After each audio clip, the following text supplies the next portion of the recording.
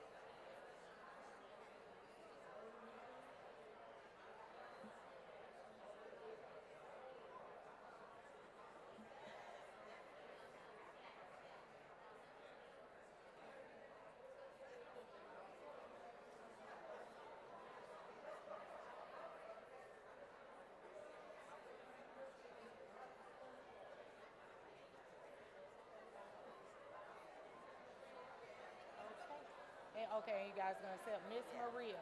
Maria. Okay.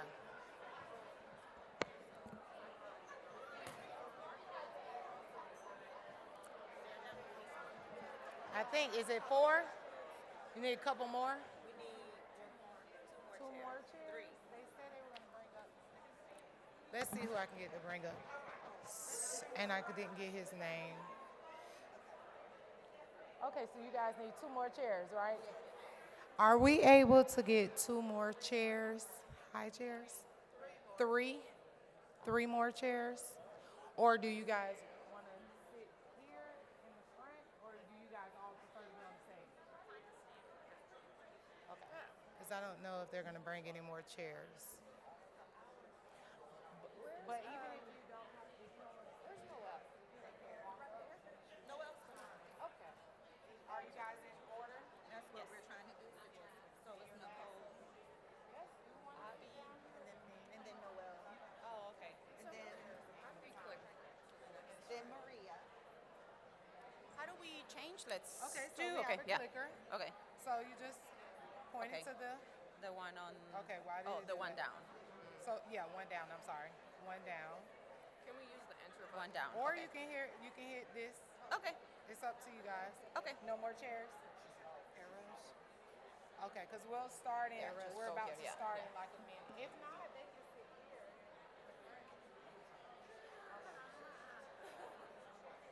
Because I don't need a chair after I You don't need a present. chair? I mean, after I present, I can give it to someone else. Yeah, because who speaks first? Maria. I'm just introduced and then she goes. So, Oh, okay. yeah. So the panel who's really speaking should take up these chairs, Yeah. right? Yeah. And how many is that? Four speakers? No, all of us. I know, but you're No, just I go back. introducing. I'm part of the She's panel. still gonna Oh, yeah, yeah. Oh, okay. So we're trying to get the chairs. Yeah, so we'll get it's the all of chairs. us, yeah. We're trying to get 3 chairs. They need chairs because they need their whole panel. Chairs, everything. No, we just wanted just two more of these ones. Yeah, they said 2. Okay. Yeah. No, you guys don't want the lighting down a little bit, do you guys? Well, can A it little be bit. for the presentation? Like Yeah. this? Yeah, like this because right here. It is so bright. Okay. Oh, okay. Right, I got you. Yeah. This right here. Oh. No, that was like too low. That was too low. Yeah. Yeah. It's coming. Yeah. Okay. So Okay, awesome. when Thank we you. do start, being that we are running behind now because we're waiting on the chairs, if you guys can like Speed it Like up. speed it up. speed it up Got a it. little. Okay. Say less. because we're waiting on you guys too. It's kind of like no. No. It's just gonna dim the light. Hello, everyone. We'll be starting shortly here. Thank you for your patience. Or you want to stand? Okay, we can get started. Three. So if they say we can start and they'll stand if they have to.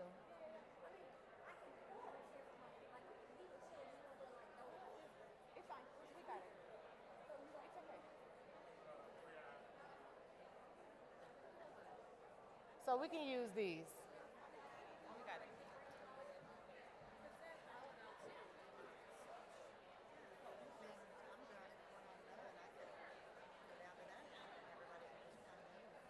Perfect.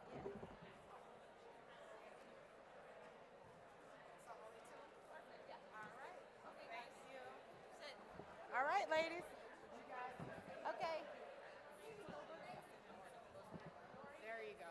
Perfect. Laura, you're before me. So you guys will go in order. There you go. All right, ladies. Okay. Hello, everyone. Welcome today to the Medicaid Fall Fair.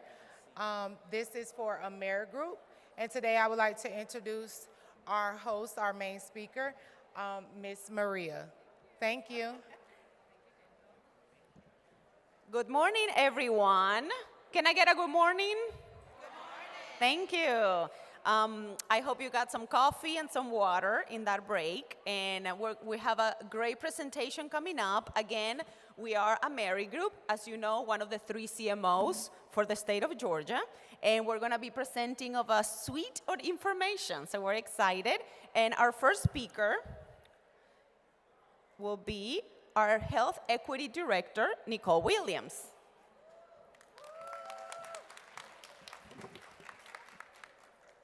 Hello, everyone. As Maria stated, my name is Nicole Williams, and I am the Health Equity Director for Amerigroup. And today, Mercury retrograde. So anyways, I'm here to talk to you today about social determinants of health and how we manage them for our memberships.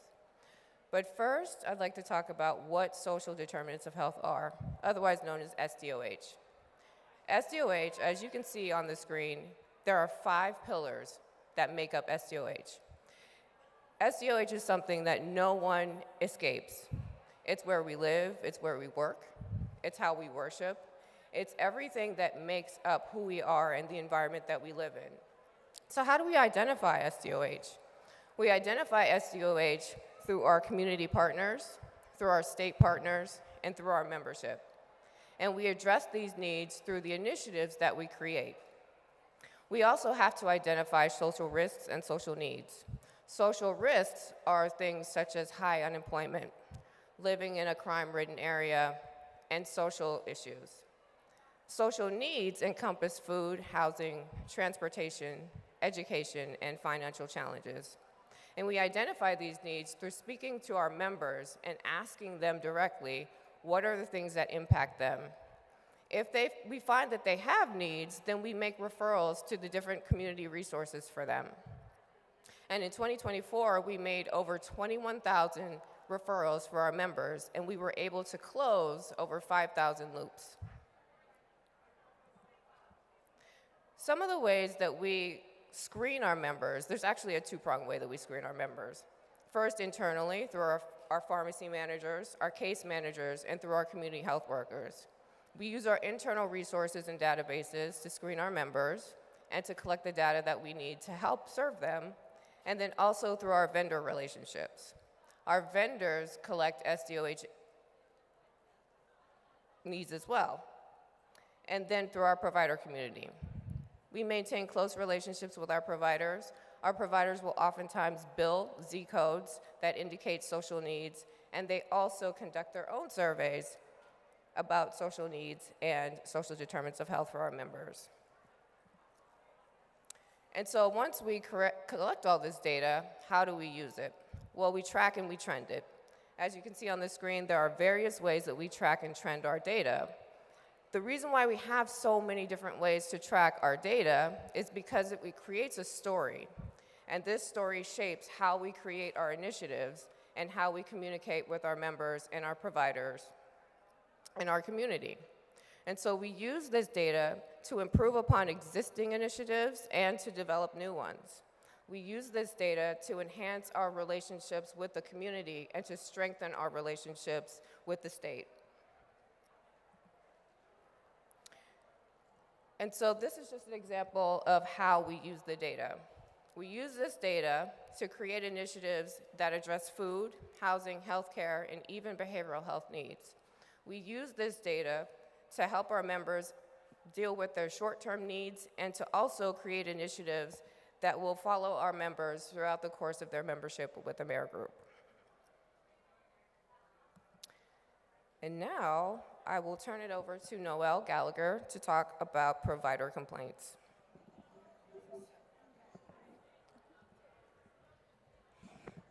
Hey, good morning, everybody. Noelle Gallagher, Director of Provider Relationship Account Management for the state of Georgia. And today we're going to talk about the provider complaint process. Claim payment reconsiderations is your initial stage, and we do allow those through the provider website in writing and verbally 90 days after the explanation of payment has been received. The second level would be a claim payment appeal, if dissatisfied with the reconsideration outcome. And their third and final step would be the administrative law hearing, and it's an external review process available after exhausting Amerigroup's internal dispute process. Those requests must be received within 15 days of the claim payment appeal decision. To date, our highest complaints are related to provider demographic errors, provider loading delays, erroneous authorization denials, and claim denials, incorrect payments. The improvement plan that we've put into place is to enhance our provider system, to reduce the amount of loading errors, and to work with DCH to improve the data accuracy that comes over on the 7400 file. Resolution will include increased provider loading accuracy and a decrease in claim payment issues. Related to our call volume, for quarter 1 through quarter 3, we have accepted almost 46,000 calls under Georgia Families and 876 calls under Georgia Families 360. Our complaint volume total of 96 for quarter 1, quarter 2, and quarter 3 of 2025. Those are actually decreasing. We'll move on to how to contact your Amerigroup provider representative. We have a dedicated team that manages and responds to inquiries via our web form process, which can be found at amerigroup.com. Outreach via email or phone will be redirected to provider services. Next, we'll look at how to submit a claim payment dispute. We do accept those verbal, online, and written considerations and appeals. For a non-claim related provider complaint, we do accept those in writing at the address on the screen, and we do send acknowledgement letters to the provider within 10 business days of receipt. We've also added our county assignments as well as the provider relations representative by county, system, hospital, and facility. These are some really hardworking associates that actually report directly to me.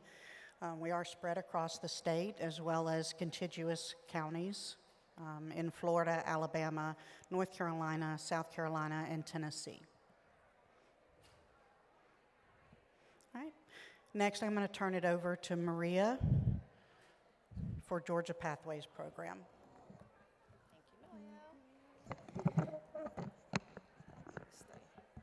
Thank you, Noel. Hi again. My name is Maria, and I'm the Director for Marketing and Community Relations. Today, we're going to talk a little bit about Pathways. As you all know, the Georgia Pathways program had some changes effective October 1st. So we're going to talk about those. So starting October 1st, the Georgia Pathway members have now a copay for some of the covered benefits. These copays are in alignment with all the Georgia Medicaid copays already in existence. Of course, we want to clarify that members under 21 do not have any copays under Georgia Pathways. As we know, Pathway goes from 19 to 64. So those members who are 19 and 20 do not qualify for the copays. And of course, any members that cannot pay their copays cannot be denied service for a covered benefit. We have a lot of information available in our website. You can visit the provider website where we added a banner message.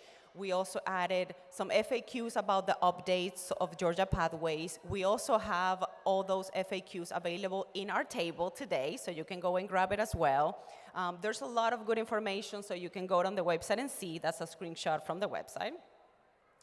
Here are the copays. As I mentioned, they are all in alignment with the current Georgia Medicaid copay, and you can find this in your provider manual that is available in the provider website. So this is a snapshot of that copay amounts. Another change that was effective October 1st for Pathway members is the change in coverage to be retroactive coverage. This is an example of how the new coverage works. So it's now, it goes back to the effective date being the first month where the member apply for Pathways.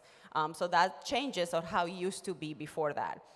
New members will be covered for fee-for-service retroactively, and then we'll start with CMO 2 days following that eligibility determination. And there's a specific timeline assisted there. We want to highlight that there's no assistance in paying for prior months' medical bills before they were enrolled in Georgia Pathways. This timeline is also available in the FAQ materials that you can find on the website and in our table today. As provider, we want to ensure that you're following some of the responsibilities to meet our members' care. Some of those are, of course, complying with all the federal rules and the state rules. As I mentioned before, Georgia Pathway members who cannot pay their copay cannot be denied covered services. Providers are required to adhere to all the access standards in the provider manual. We have a cultural competency training also available. And we have a lot of training and resources available in the provider website. So within the provider site, there's a provider academy where you all can take trainings and resources available there. If you have any questions whatsoever today, please visit the table. We have our table in the break room, and then we also have the claims table. Some of the provider materials that were updated was the provider manual and the FAQ and the website. As I mentioned, that's a screenshot of the provider manual. It's a specific manual just for Georgia Pathways. So it's a separate manual than the Georgia Medicaid, and the FAQ was updated as well. Thank you. I'll turn it over to Lori. Hello, good morning, everyone. My name is Lori Chalk. I am the Director of Operations. I will be presenting on behalf of our prepayment review team, which is also known as our Special Investigations Unit. If you have questions, if you do not have questions, if you are currently a provider that is on a prepayment review, you may go to our claims table, as Maria mentioned, for questions, or you can outreach to your special investigations analyst via your notification that you may or may not have received. Okay. It's trying to get away from me. It wants me to get to the end of this presentation. Okay, so just a little bit about prepayment overview. Prepayment refers to the evaluation of medical claims and supporting documentation. Amerigroup has a certified professional coding team that will review all claims that's currently under prepayment prior to claims payment and/or denial. The goal within prepayment is to verify that the submitted services were provided, that they were appropriately coded, and/or it is supported by the medical records that were submitted. This initiative helps to prevent improper payments and also to include fraud, waste, and abuse before the funds are actually dispersed to the provider. The actual prepayment review overview process entails the provider initiating the request by submitting any claims or documentation that's under prepayment review to Amerigroup. The provider or facility will include all the appropriate medical documentation to include medical records, supporting documents, your claims, billing, coding, and the appropriate documents to support that. The next step within the process will be that claims are reviewed, and if the medical records and supporting documentation is not provided, your request will be denied. Providers cannot, and again, providers cannot appeal being placed on prepayment review, but you can appeal the claims that may or may not deny. If you don't agree with the payment, or if you definitely don't agree with the denial, make sure that you are submitting the appeals as appropriate. The last step in this process is providers will receive a notification letter prior to being implemented, which would provide the information for the analyst that's currently reviewing your case. You should have outreach information to include their email address and/or telephone number. Okay, so we have a prepayment review overview. Working through prepayment review, that's the tongue twister. Documentation can be sent electronically via Availity or dropped to paper and mailed in. Providers will receive review result letters as they submit claims, notifying them of approvals and/or denials, including the rationale for the denied claims. The next step in the process is to review common issues that providers may encounter when submitting their documentation. You want to ensure that your visit documentation is included within your claim form in order for your review to occur appropriately. Ensure that you are accurately completing and filling out your claim form submitted with your recorded documentation for the analyst review.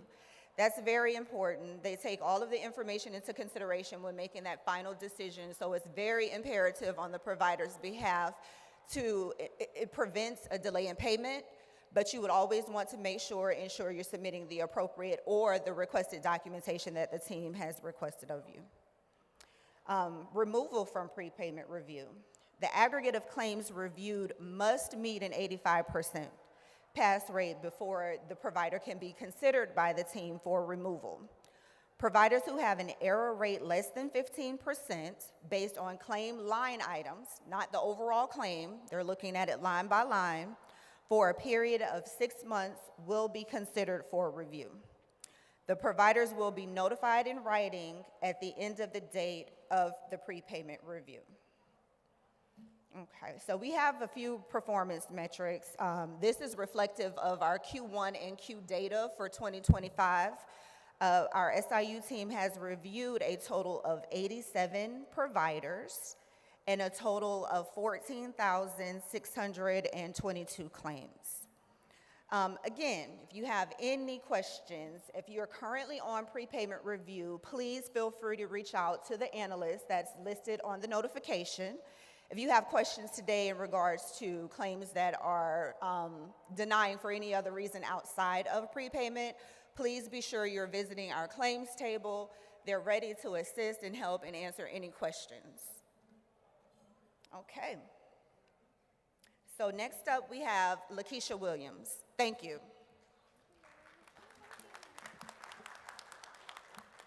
All right, good morning, everyone. My name is Lakeisha Williams, and I am the Director for Behavioral Health Services at Amerigroup, Georgia. And so today we're going to talk about autism spectrum disorder supports that are available via Amerigroup. But before we talk about those supports, it's important that we understand exactly what autism is. And so autism spectrum disorder is a complex developmental condition. It involves persistent challenges with social communication, restricted interest, and repetitive behaviors. While autism is considered a lifelong disorder, the degree of impairment and specific challenges do vary by individual. The prevalence of autism continues to increase in the U.S. As of 2022, the amount of citizens in the community was about 1 in 44 people that would be diagnosed with autism. As of 2024, it is 1 in 36 children are diagnosed with autism. And so you can see that those numbers continue to grow. We do offer lots of support for members in our community who actually have been diagnosed with autism. Some of the things that we offer include an actual dedicated autism or ABA case manager. This case manager works with families who have children or any family member who's been diagnosed with autism. We also provide support to our provider community. So those providers who are actually delivering support to those members in the community, we provide training for them as soon as they are contracted with us about how to best support our members, also understanding how our case managers can assist them in supporting our members as well.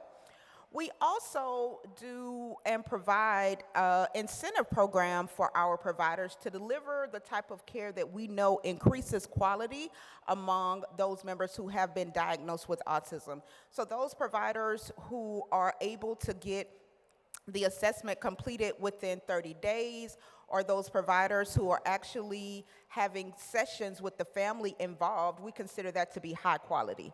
And so as a result of that high quality, we offer financial incentive for those providers to continue to increase the likelihood that our members are receiving the best care possible.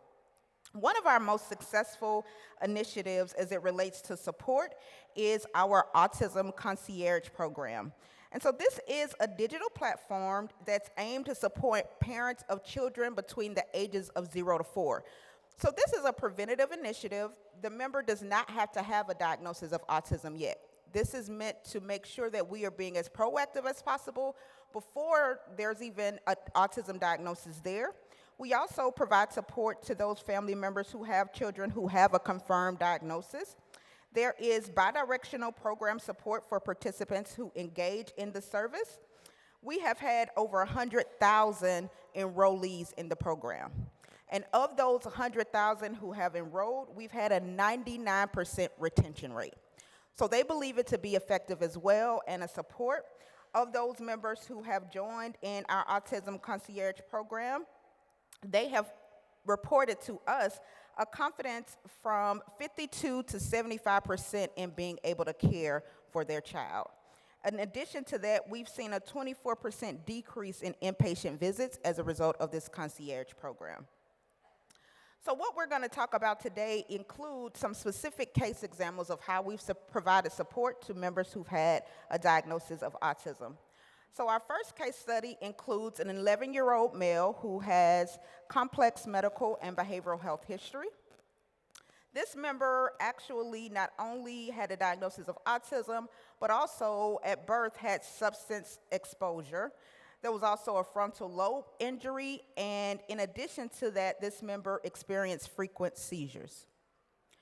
There was also pica behaviors, aggression, defiance, animal cruelty, self-harm, and severe memory issues. And although this was an 11-year-old, this member was functioning at a 5-year-old level. Some of the interventions that had been tried included this member having to go inpatient over 14 times since 2021. This included 2 psychiatric and 2 medical residential placements. So that includes this member being not with their family, not in their home, not in their school, but in a completely new environment over 14 times. In addition to that, there have been ABA supports that were provided to this family, including therapy, after the member would be discharged from the hospital. As a result of that therapy, there was some success, and the member was able to be stabilized for about 6 months in the community. However, after that time, due to some changes in the environment, the member had additional hospitalizations, and medication changes had to be made in order to increase the stabilization. The member was placed on clozapine 200 milligrams, which is a pretty strong drug for an 11-year-old and requires frequent monitoring by a psychiatrist. So what our case manager did to provide support for this member was work in the community with the family to identify a specialized placement which included an educational program that also allowed the member to go to clinic-based ABA therapy twice a week, receive ongoing care from a psychiatrist, a neurologist, and that continued support from the ABA providers. So making sure that the totality of that member's health was addressed by both physical health, behavioral health. In addition to that, the case manager worked very closely with those parents who were involved to ensure that there was treatment planning and execution of that plan by all of the providers that were there. This really helps to eliminate some of the stress that the family has to endure by all of the hospitalizations, talking to so many doctors, really having to reshare all that's happening with that member. There was coordinated communication by the case manager to the care team, who also identified local supports in the community. Even with the support of Amerigroup, some of the challenges that were continued for this member was continued denials from providers who didn't feel like they could meet this member's needs. So often, when he would go to a hospital to try to get treatment and try to find longer-term placement, those facilities said, no, we can't provide support for this member, or maybe he had already been there and they didn't feel like they could continue to provide support. So a lot of the work had to be done in the community.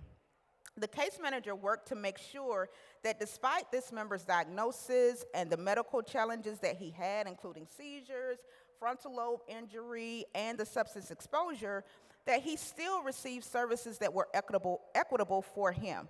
That included having 24-hour support in the home, as well as specialized medication management, because as we talked about, this was a member who needed additional review due to the amount of medication that he was taking and required frequent monitoring.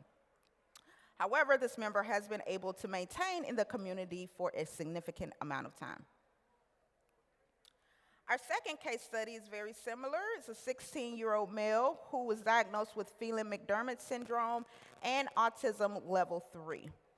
Some of the challenges that this member experienced included communication difficulties, also behavior management. One of the things to note about Phelan-McDermott syndrome is that members often regress. And so while the member was at one point able to ride a bike, able to care for himself, he regressed to the point where he wasn't able to walk, he wasn't able to do many of his own ADLs without the assistance of an adult. This member also had multiple hospitalizations and needed residential treatment due to mood instability and aggression, which we could all understand when you lose a lot of your ability to care for yourself. Our care manager facilitated access to crisis stabilization facilities and coordinated care with the member's PCP, as well as other specialists in the community, to help manage the physical health component related to the Phelan-McDermott syndrome. This member was also transitioned to a specialized facility, and post-stabilization at that facility, there was regular communication with the family to help not only the member adapt to treatment, but his whole family system.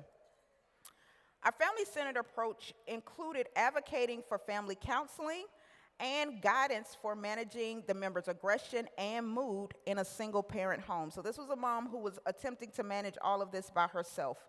As a result, Amerigroup case management team worked to identify a provider that could have 2 registered behavior technicians in the home at all times, even during bedtime, which was a really challenging time for this member, to help mom reduce some of her stress. We were able to overcome challenges to secure the appropriate provider who could actually meet those needs of having 2 RBTs in the home around the clock. There was work focused on life skills, and the member was actually able, after time at home with the 24-hour ABA support, to get a job at Dollar General. He was also able to go back to school. He was able to ride the bus by himself, all things which seemed impossible when he first came across Amerigroup services. Some of the equity that we ensured was making sure that mom didn't feel unsupported and she had what she needed by having the RBTs in the home until she was able to manage the member's needs on her own. There were monthly meetings ensured to integrate delivery and continuous evaluation. And there was collaboration on the member's Social Security benefits because he was 16, he was getting older, and very soon would no longer be eligible for some of the Medicaid benefits he was receiving. There was also job training, there was respite care provided to mom, and support around group living plans for what he would do when he became an adult.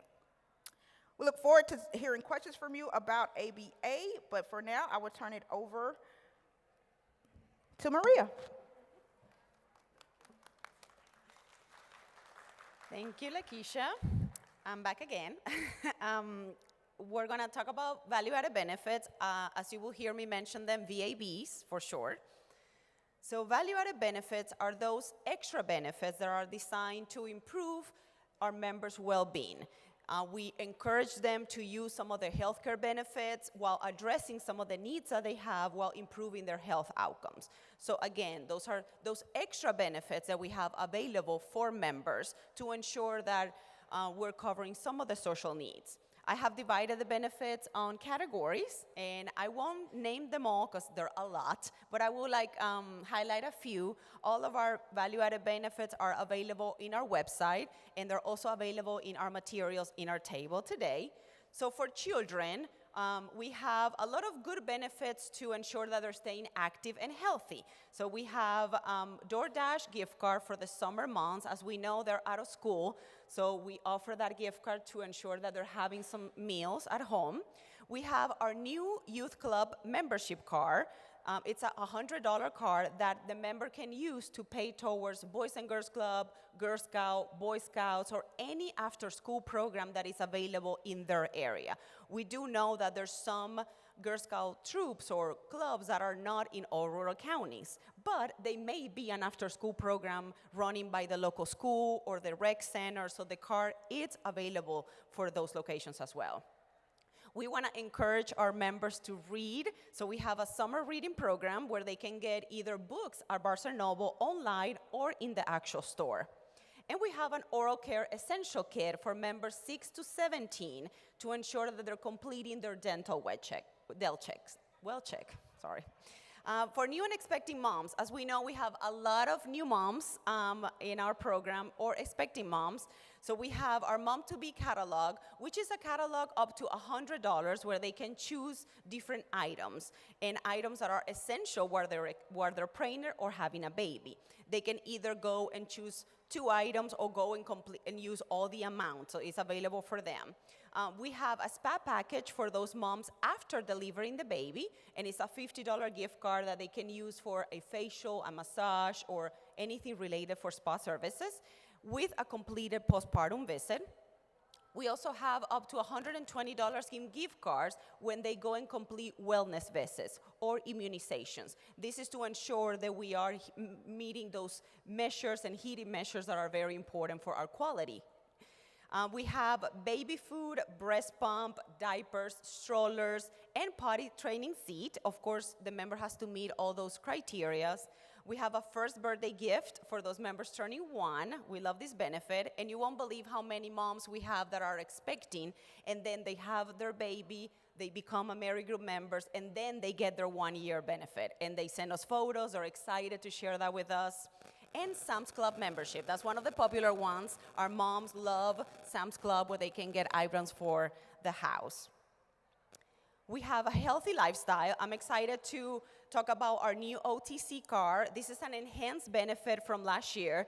We now have OTC available via a card, and the member can request their card via a phone number or online. The card has $20 per month. If they don't use it all in 1 month, it rolls over, and they can use it the next time, so they don't necessarily have to use the $20, but they can buy a lot of approved OTC items, so vitamins, feminine items, ibuprofen, even vitamins, even Band-Aids, anything you can think of that is an OTC item. So we have the card available for our Georgia Family members and also for our Georgia Family 360 members. Of course, we want to ensure that they're staying healthy, as I mentioned, so we have Weight Watchers and gym. We also have pest control and hypoallergenic pillow for members with asthma.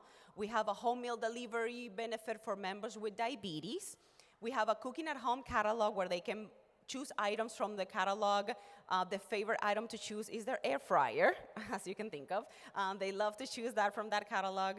And then we have a voucher that is specifically for heating bills, power, and water. And that voucher, it's available during the different seasons for summer and winter. So right now, it just opened up for members to request. And then lastly, invest in your future. We want to ensure that our members who are going through school or they're graduating or finding a job, including Georgia Pathway members, have benefits available. So we have a $35 identification assistance. These $35 can be used for if they need to renew their driver's license or get a birth certificate, any that is a state benefit.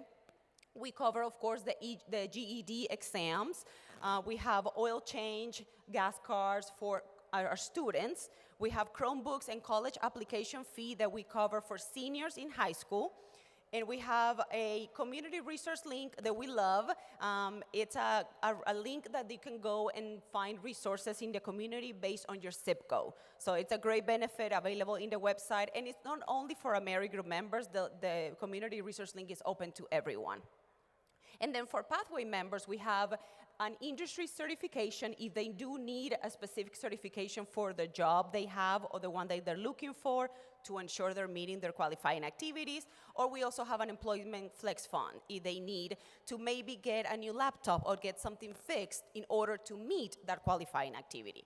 All of our value-added benefits can be requested by our website. We have a specific link there, or they can call member services, and they will help them at any time. If you want more details, again, they're located in the website, and we also have materials today in our table. How do we choose value-added benefits?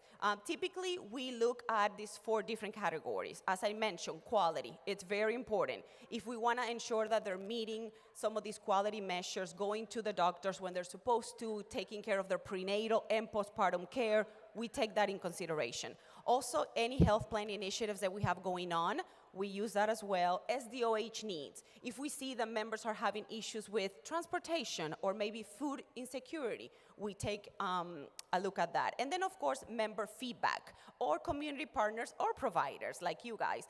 If we have feedback regarding a benefit that maybe we can enhance or we can change, we definitely, of course, take that in consideration. We have a monthly tracking of our utilization. We kind of look at what are the VABs that are more popular, what are the ones that maybe we can enhance, or the ones that members are not really utilizing. We review this on a monthly basis, and we share with our health plan so everybody is aware. These are some of the high performance and the low performance, as I mentioned. So high performance, oral care is one of those, which is great. That means that they are going to the dentist because they do have to have a dental checkup for that. The youth club, as you can imagine, is one of the high performance. The pillow and the seasonal utility, that is because we do have a lot of members that are asthmatic or with diabetes. And the mom-to-be catalog, which also makes sense because we have a lot of expecting members. And then the low performers are the ones that are less utilized. And I will say that it's also because the criteria for these ones are a smaller population. For example, the Chromebooks and the GOS card are for students. So we don't have probably as many students as we have pregnant moms. So Chromebooks, GOS card, identification, transportation, and booster seat. Those are the ones that are kind of low utilized. We want to always ensure that we're promoting them, so please ensure also that you inform Amerigroup members that they do have these extra benefits available to them. This is an example of how do we use our feedback to come up with value-added benefits. So we have our HIAC meetings, which is our member advisory committee. We meet on a quarterly basis. During those meetings, members are there to provide feedback or just ask questions. So in one of our member advisories, we had a mom who said, okay, great, you know, my kids are in school and they can get meals there, but what about when they're off school? The summertime, how can you help me when they're at home? So we went back, we took that feedback, and we came up with a DoorDash benefit. So things like that that we know might work across the state. Another feedback was postpartum care. The mom said, well, great, you have a lot of benefits we're expecting, which we do. But then they say, what about after I have my baby? I want to have some time for myself, or I want a benefit that rewards me.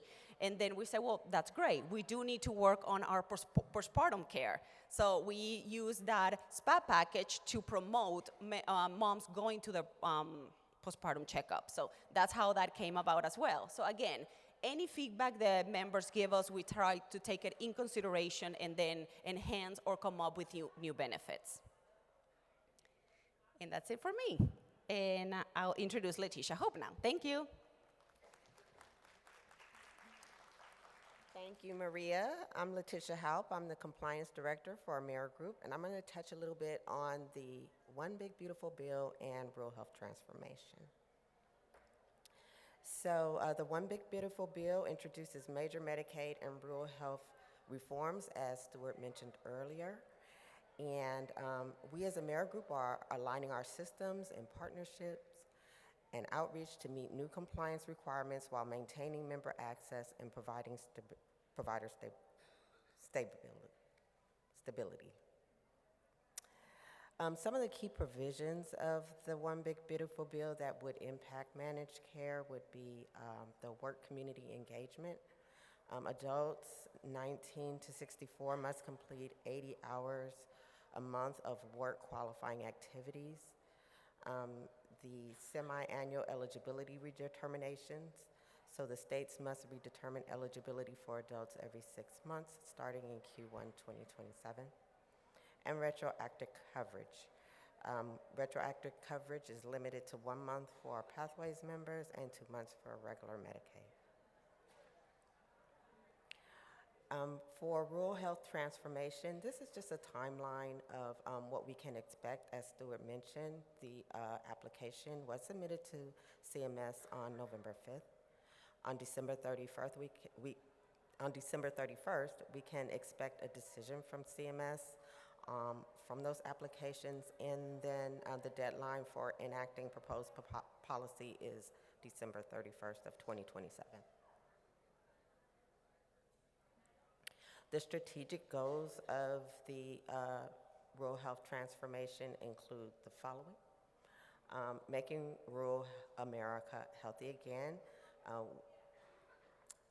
by improving health and wellness in rural communities through innovation and expanded access points.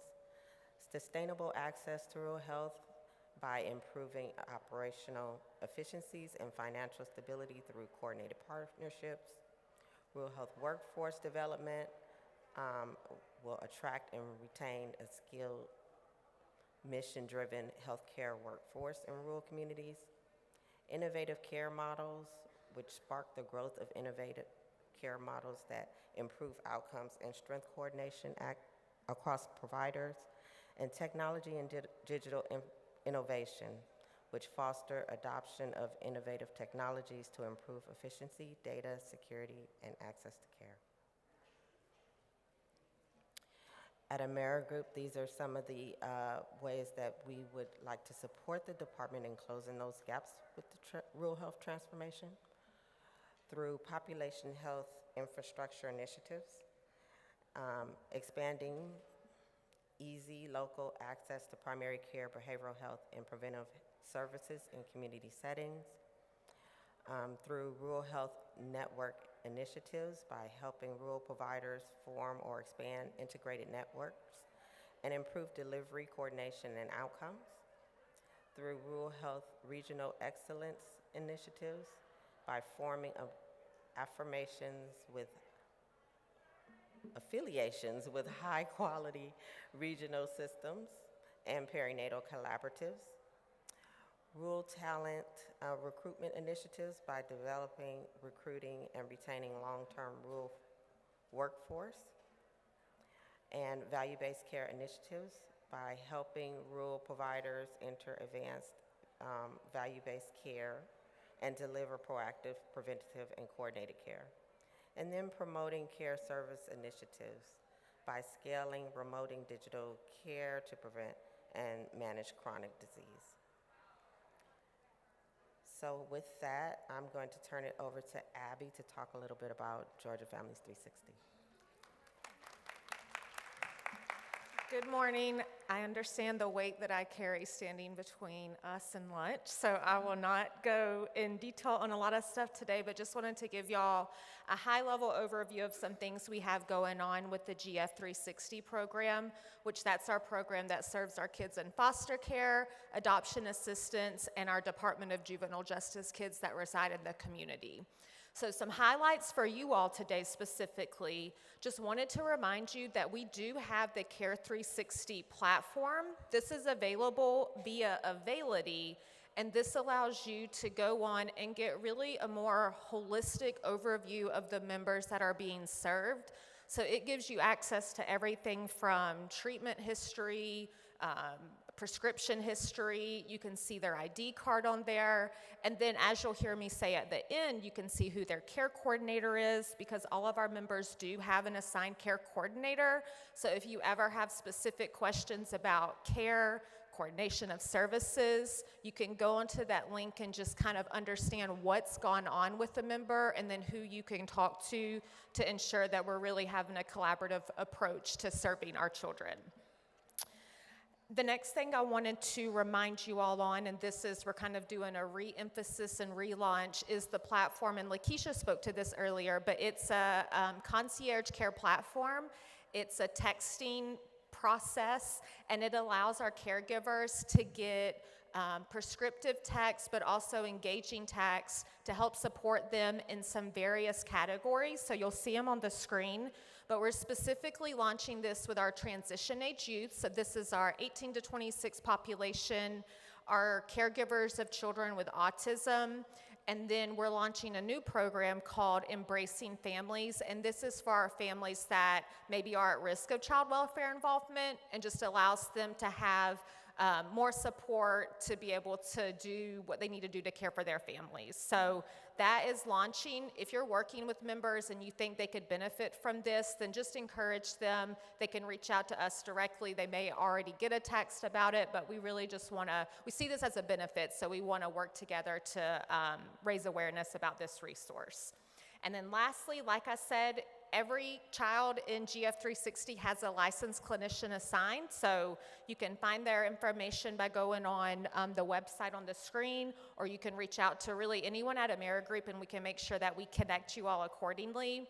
And then I would be remiss if I didn't shout out, we had an education and training department. So this is comprised of clinicians, non-clinicians who know a lot about a lot of stuff, and they're available for anyone to engage with. If you have specific trainings, you want information, even if it's not specific to Amerigroup, but it's about a diagnosis or authorizations or something along those lines, you can reach out to them and we can work with you all to make sure that we can train your staff or connect you with some ongoing trainings that we have in the community. So if you want to be on that listserv to hear about what we're training on, some are virtual, some are in the community.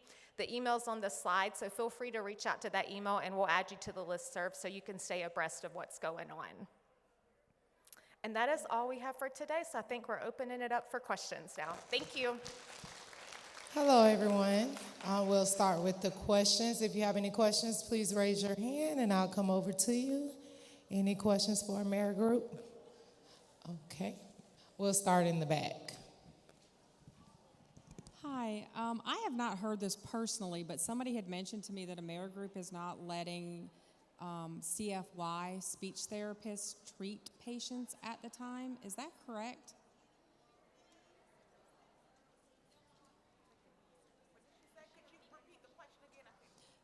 Will you repeat the question? Probably speak up because it's pretty loud in the back. Yeah.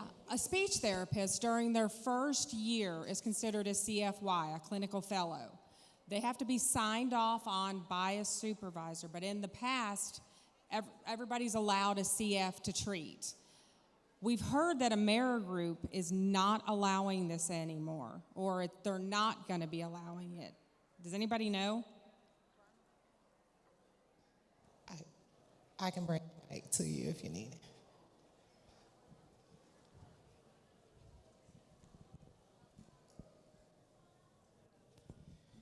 Good morning.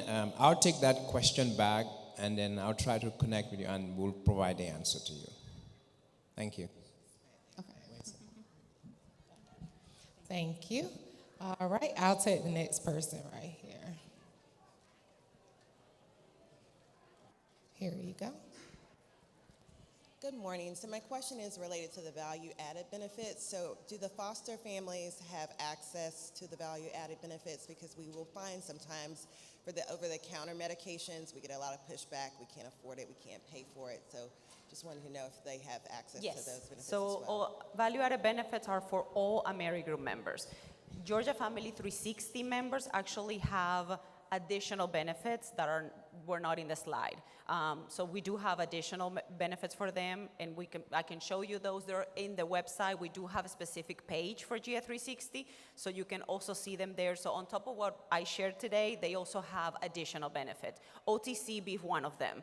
And for 360 members, the OTC, it's the value, it's per member. For the Georgia families, it's per household. So we do have that benefit available. Hello. I'm a psychologist and I do a lot of psychological testing pre-authorizations, and I wanted to know if there's going to be any changes to how those pre-authorizations are made currently through Availity. So that's a great question, something we continue to assess. As those changes are made, we'll make sure that we share those in provider blasts or notifications out too. But as of today, the process that you do now of going to availability to submit the request is still in play, and we will let you know if there are any changes that are made. Next question. Okay.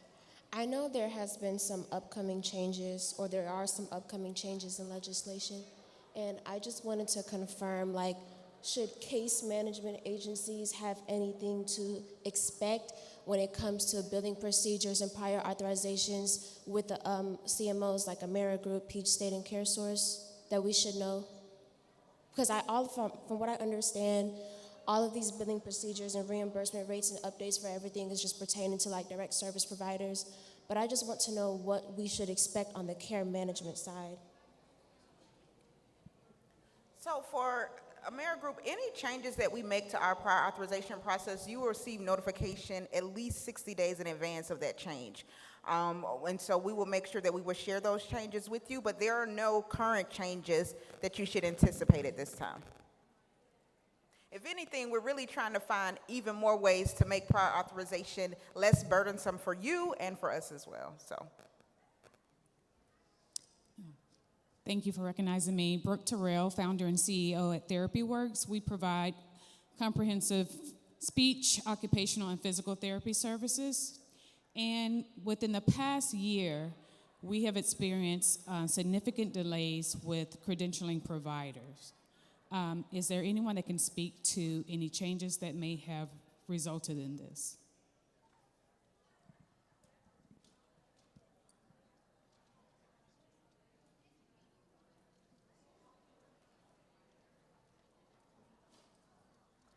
So that is a question we'll take back for our contracting team. So I'll follow up with you after this meeting. And also, I would suggest stopping by our claims table as well, but I'll also get your information and follow up directly.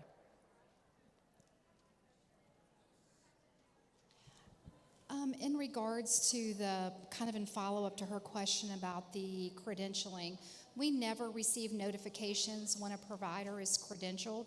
So we basically just fly by the seat of our pants and submit claims and wait and see if the provider's claim is paid or if the provider is still considered not in network. I just recently reached out to my provider rep and asked the simple question, is this provider par yet? And she made me submit it through that platform. I've been waiting for 3 weeks for an answer for a simple question, is my provider par yet? And I still have no response. And so how are we supposed to find out if a provider is par yet? What platform should we be using?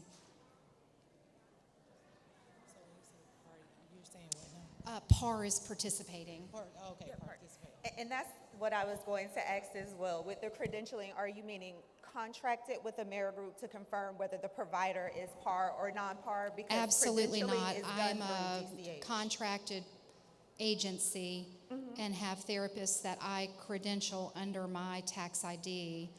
And we go through the CVO process. They're CVO approved. We receive no notification from Amerigroup when they're loaded. I reach out to my provider reps, and so now what they're doing is saying you have to submit the question through that platform, and and rarely do we get a response. I still don't know if the provider is par, and it's been 3 weeks, 3.5 weeks. And that's very frustrating. What I can do is connect with you and find out your information, but if you would like to request just some specifics, you could go to the claims table and they will provide that information to you. But have you received a notification welcome letter?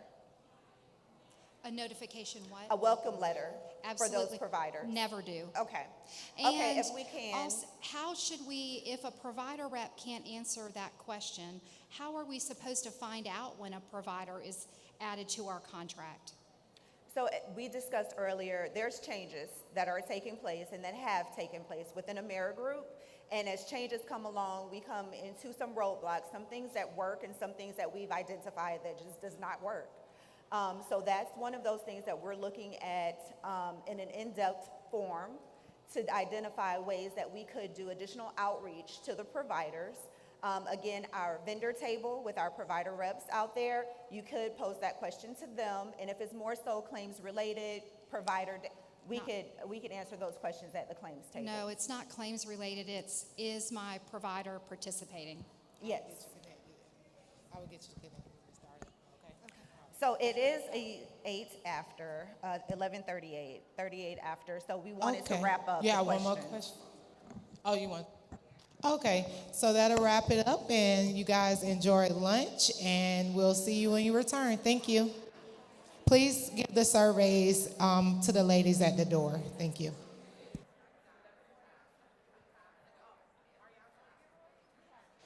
I'm sorry. So they would like to do a giveaway if you guys have an extra couple minutes. Maybe let's just tell them to visit the table. Okay. And we'll wrap it up in the next session. Okay, and they say you can also visit the table for the gifts, the raffle tickets. Okay, so please visit Amerigroup. Thank you.